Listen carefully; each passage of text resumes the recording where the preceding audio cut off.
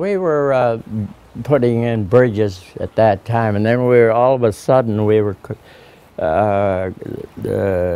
they come out one day with orders that we were on the move again.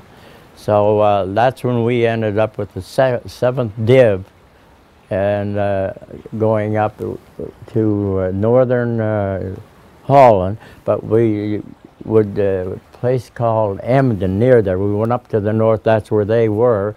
So they were going to assault Lear on the Ems River.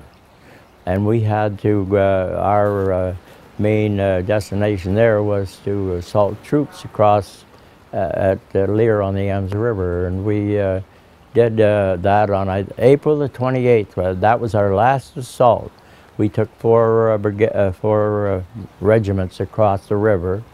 That's when I lost my bowman. The first, we started there. We were back in a small canal, about 500 feet from the river, and this Corporal Martel was my corporal, and we were ready to get in a boat. And I was the bowman. I was the guy that has to hold the boat when you get over there and let the infantry out. So as soon as you hit land or come to that, you got to get out and hold that boat so that they can just go right out of the boat. So the corporal says to me, he says, "John," he said, "I've never been on an assault before." He said, "How do you operate the boat?" I said, "You're the corporal. You said I do it." So we got over there and he held the boat, and I had the guy beside me. He was hit pretty bad. He never got out of the boat. So the motor conked out. We had it at a slow speed, but it just stopped. So in the meantime, I'm trying to start the motor.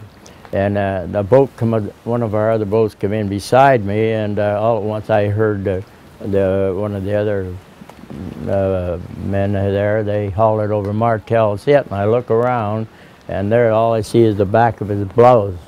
And so he says, "Give me a hand," so we had to jump out in the water up to our shoulders, and then we had to lift him and toss him over into the boat, like, you know, and then I had to get back up in the boat and get the motor started and then take off back to the...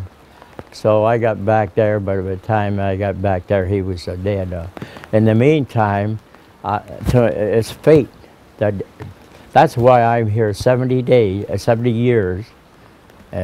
He gave me by just changing his mind, and I never forget it.